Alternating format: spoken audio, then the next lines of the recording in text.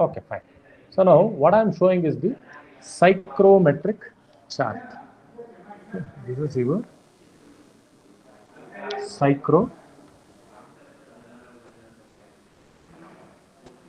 psychrometric chart. It's also called as air conditioning chart. Now, if you closely observe this particular chart, actually, I have on x-axis the dry bulb temperature. Okay, I have on x-axis the dry bulb temperature. This is how the construction is there. Maybe if you want to really look into this particular chart, you can open your maybe thermodynamics data and for Nijiguna or something, where you can see this particular chart with some data. Okay. Now dry bulb temperature is on the x-axis. On y-axis, okay, you have two data. Okay, one is specific humidity, omega. Okay, at the same time, you have water vapor pressure, which is also a function of your humidity. So specific humidity is there on the y-axis. Now you have, see, you can see there is a saturation line. This curve you can see, no? This is your saturation line. That curve is the saturation line. Okay, that is the saturation line. Now you can see there are some curved lines which are not parallel to saturation line, but those are called as relative humidity line. Okay, that is phi. Phi is the relative humidity line. So now here the value of this phi varies from 0 to 1 or something. Okay, that is the relative humidity. At any point on your saturation line, okay, which is horizontally measured actually, is your dew point. Then I have the wet bulb temperature at any given point on the saturation line.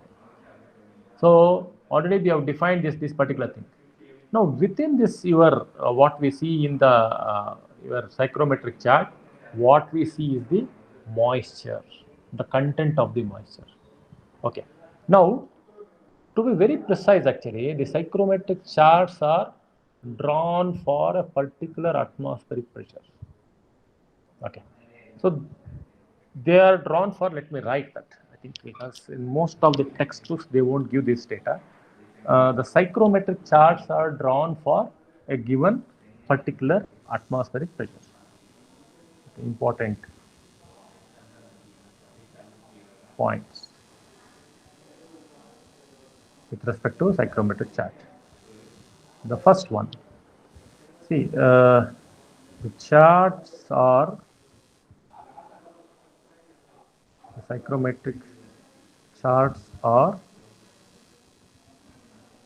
drawn for any given atmospheric conditions or atmospheric pressure.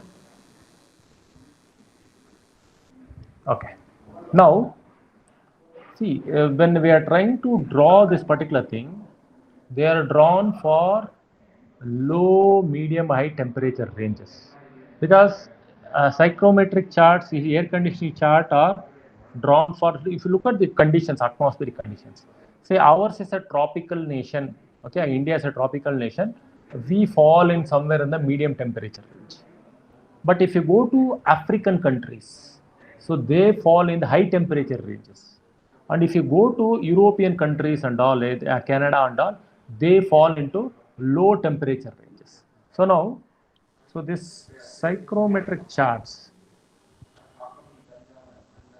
they are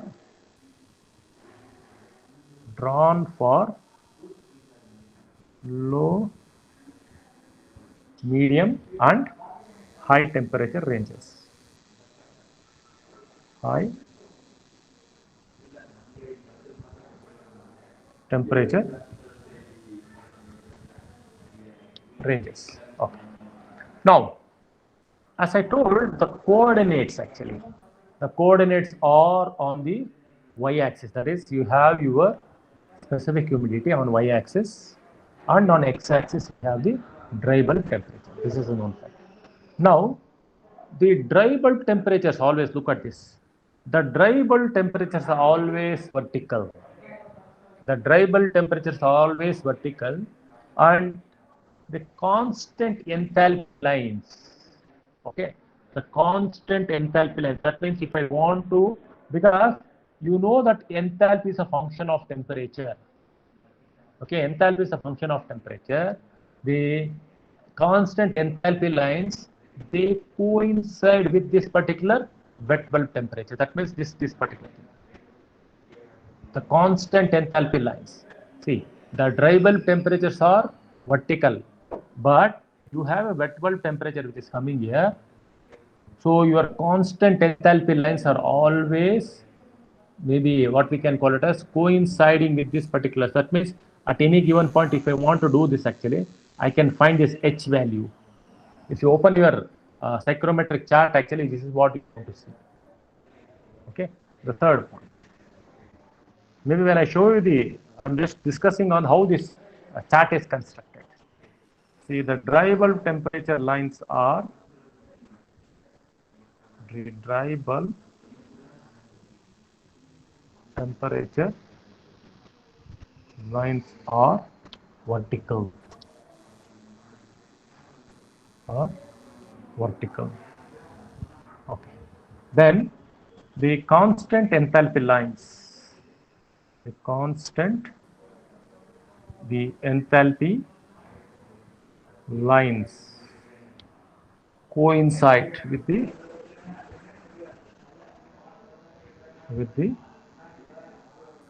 wet bulb temperature. Wet bulb temperature. Okay, wet bulb temperature lines. If you want to be very precise, I can write wet bulb temp. That means you have your wet bulb temperature line going right. Your H line also will be coinciding with it. Okay. Now, maybe if you look at some of the books, actually, they tell that your psychrometric charts, what we have, no, they are also called as HW, maybe enthalpy specific humidity coordinates. Okay, so you can look at this particular thing. So I have the enthalpies which are going in this particular this direction, whatever I'm trying to show you. So I think some books they call this as HW charts also. So HW means, so you have your specific humidity on the y-axis and your H actually which is on the wet bulb temperature. See, for some of the cases I'm telling you, see, what I'm showing is for one particular case actually. There are certain cases where your when I try to call this as HW charts actually, not a psychrometric chart. There are few charts very similar to your psychrometric chart where your H is there on the x-axis and your omega is there on the y-axis. For that condition, your dry bulb temperatures are not constant. So I think if someone is trying to take up some gate examination and all, this is some kind of a tricky question to ask. See, on a HW chart, your dry bulb temperatures are not vertical. So whether the dry bulb temperatures are vertical, not vertical, inclined or straight, something like that, they're going to ask. That means it's something like, see, I have a chart like this. This is what I'm trying to do. This is HW. What I'm trying to show psychrometric chart is the dry bulb temperatures are DT dry bulb TdB versus omega. So in that TdB with psychrometric charts, your dry bulb temperature lines are vertical. But on an enthalpy specific humidity chart, which is rarely used for some of the conditions, because in psychrometric conditions, you should know about the HW charts also.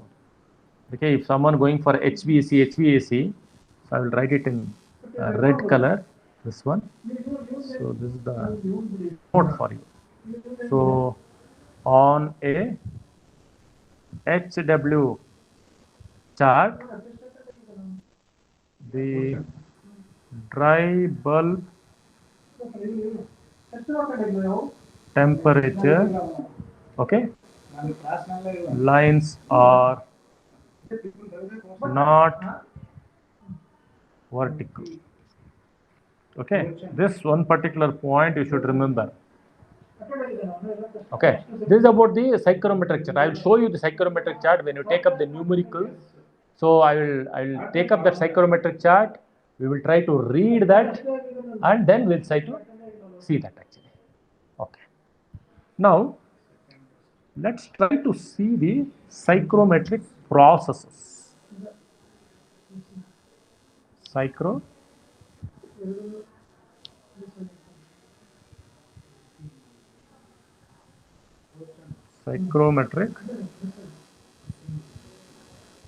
processes. What is it?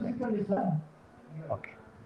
Now let's try to look at the simple. Let's try to draw the psychrometric chart.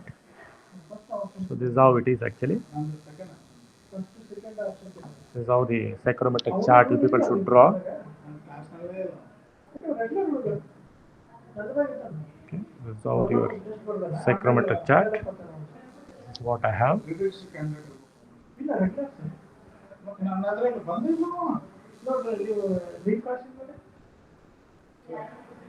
Okay, this is what I have, the psychrometric chart. Okay, now.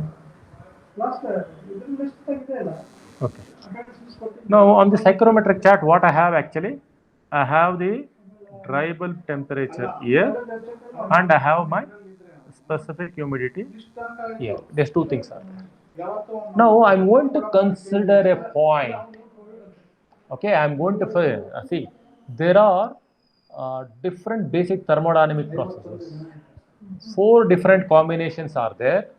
One is heating, cooling, humidifying, and dehumidifying. Okay, let me repeat it. We call that as sensible, even though it's heating, sensible heating. So whenever there is a change in the temperature during the heating process, we call that as sensible heating. Okay, now let me show that actually. Suppose if I take a point, okay, I'm going to take a point. So I'm going to call a point. Let me call this as point O. Okay, this is the center point.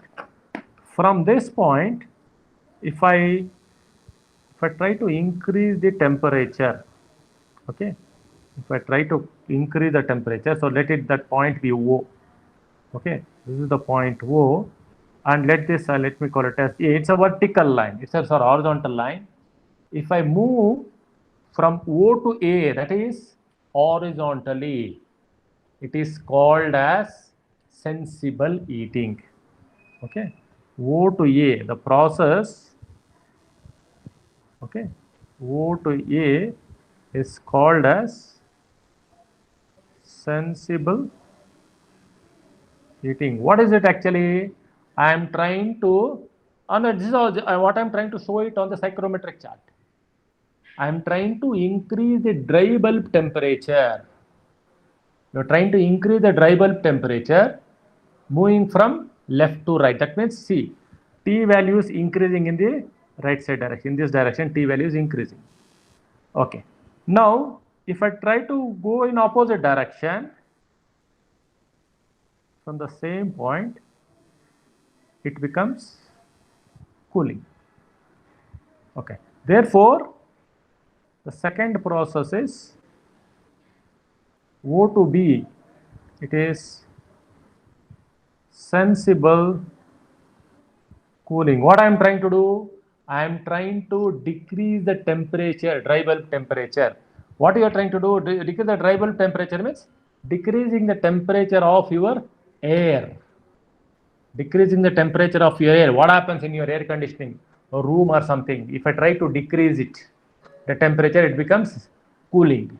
So as the temperature is dropping, I'm calling that as sensible cooling. So the process O to B is called as sensible cooling.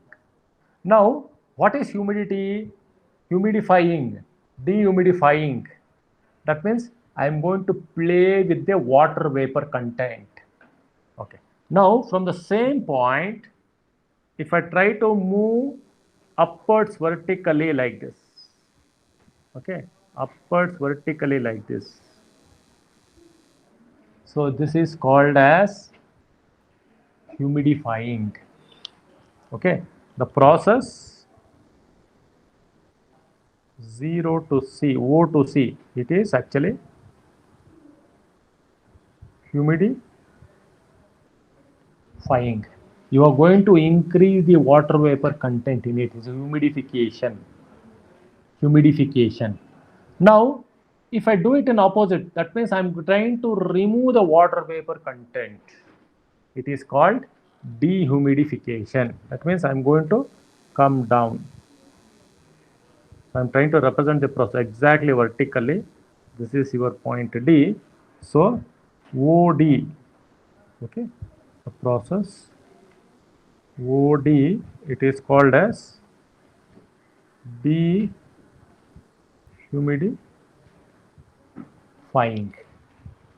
The process OD is called as dehumidifying. Now, you closely observe this. Can I combine these 4 processes and get another 4 different processes? Okay. Now, from the same point O, if I try to go in this direction, look at this, in a direction anywhere between A and C. What I am trying to do here actually, not only heating, I am trying to add humidification. That is, it's something like you are going like this, then going like this, so that this process. So this is your heating, humidifying. So this is that, maybe what we can call it as, maybe using your trigonometric principle and all. So that is your combination of heating and humidifying. So the process O to E, the process O to E is called as heating and humidifying. Now if I try to do in opposite direction, that is, if I go down actually in this direction, O to F, okay, O to F actually. So this becomes, I am trying to cool. Look at this. If I go in this direction, it is cooling. If I go in this direction, it is dehumidifying. So if I combine both actually, it becomes cooling and dehumidifying. So the process OF is actually, it is cooling and dehumidifying. Now let me go in the other direction. So now if I try to see, this is cooling and dehumidifying. Can I do cooling and humidifying? Can I do cooling and humidifying? What I'm going to do actually, I will go in this direction, that is this direction. This is cooling and humidifying. If I do in exactly in the opposite direction, it becomes heating and dehumidifying. Any point between A and D I can go, E, F, G, H. Okay. Now O to E is actually heating and humidifying. O to F is equal to cooling and dehumidifying. O to G is actually cooling and dehumidifying. O to H is equal to, it is heating and dehumidifying. These are the different thermodynamic processes for your air conditioning. Okay, these are the processes. Let me write that. Okay. It is O to E, O to E, it is heating and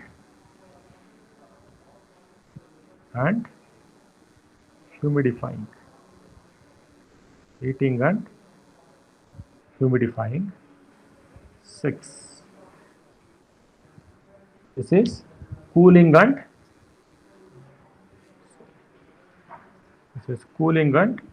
dehumidifying.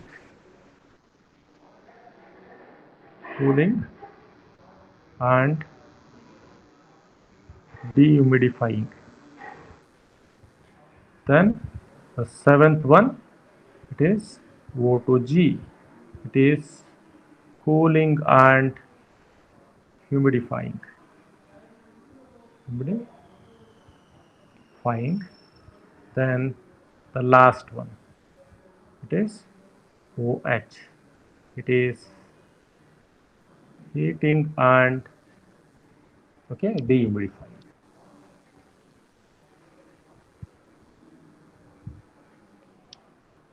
This is how you can show different processes. You can show different processes on your system. Okay. Now, how can we draw constant wet temperature line? Okay, constant wet temperature line. How we can show it actually on an air conditioner in a psychrometric chart. Wet temperature line means something, but it's the wet bulb temperature.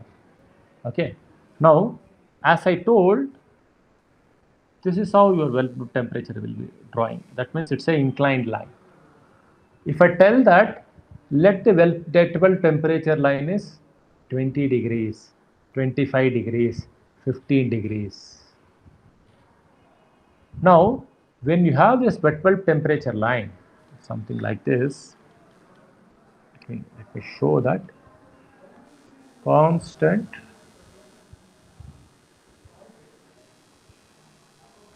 wet bulb temperature line.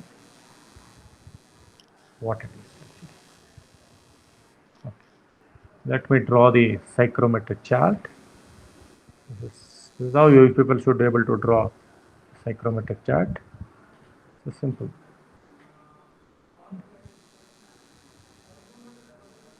This is your psychrometric chart. Now, let me take some 20 degrees wet bulb temperature at some point A. Okay.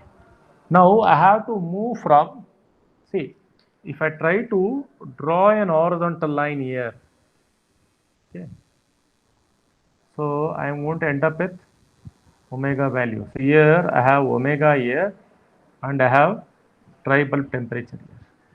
So if I draw a horizontal line, I will get the corresponding value of specific humidity. If I draw a vertical line, I will be getting your corresponding dry bulb temperature. Okay. Now, this will be your saturation temperature also, T star. Okay, let me call this as some T1. So that it is some 20 or 30 degrees. You can get it. Now, your dry wet bulb temperature or your the line, it will be going in this direction. See, 15 degrees or 20 degrees, whatever it may be. Let me call it as this is your maybe, so let me call it as some 20 degrees wet bulb temperature line. Okay. This is how you have to represent. This is not a vertical line or horizontal line. This is an inclined line. I am going to some other point. Okay. That means this is the line it's going to go. So this is how it will be going. It will be going in this direction. Okay. Now, it will be ending at some other point. Okay. Some other point B. So if I draw an horizontal line, I will be getting the corresponding value of specific humidity. If I draw a vertical line, I will be getting the corresponding value of your dry bulb temperature T2. Now, one point you have to remember that T2 is greater than T1. Suppose if my T1 is 20 degrees, T2 may be 28 or 25 or whatever it may be. Your omega 2, okay, your omega 2 is actually, this will be, your omega 2 is less than your omega 1. Because as I move vertically up, actually, my humidity is increasing. And this omega values kg per kg of air, kilogram per kilogram of dry air. That's how you are going to calculate. Now, this omega, this also omega 1 is also omega star because it's touching your saturation temperature line. This is your saturation line. How we can represent the wet? See, they're going to give in the numericals, they're going to give the wet bulb temperature, and I should be able to calculate the corresponding specific humidity. So I can go to your psychrometric chart, just superimpose it, just drop it over there, and I will be able to locate it. So there, the most important things which you have to get it from your psychrometric chart is your omegas. Okay. So omega 1, omega 2, so those are the process. So here, so what type of process it is? A to B. A to B is heating and dehumidifying. Okay. If you go and see here, it is O to H, heating and dehumidifying on the wet bulb temperature line. So heating and dehumidifying. So I can show any kind of processes on this your what we call it as air conditioning chart. Now, anyhow, this chart I think we'll use the psychrometric chart while solving the problems. What I am trying to show here is how your psychrometric chart will look like. How your psychrometric chart will look like. That's one particular thing. It's very, very important. Now, when you come to this air conditioning, actually, when you come, three different processes are very important there in air conditioning. One is it can be either summer or winter air conditioning. That's one. The second part, very, very rarely or sometimes it's going to use, they try to use evaporative kind of a cooling. Even though it's a part of your air conditioning process, it comes under psychrometry. So different air conditioning process, so evaporating cooler doesn't fall into either summer or winter air conditioning. It is called as evaporative cooling. And other thing actually, the third one is actually, which is there in your, what we call it a mixing of air streams. What is it actually? I may be having a hot air stream coming in. I may be getting another cooled air stream. So cold air stream at some temperature T2, some little bit hot air stream is at temperature T1. I'll be having one more temperature stream which may be in between T1 and T2 at maybe some T intermediate temperature. All the three streams will come and mix. So when they mix, I am getting what is called as a mixture temperature, and that temperature we call it as adiabatic mixing of temperature. Why it is called as adiabatic? That means I should not lose any kind of heat to the outside. That's why most of your air conditioning, whatever we see actually, they are all insulated. They are all insulated. Okay, we try to do that insulation and try to get this temperatures.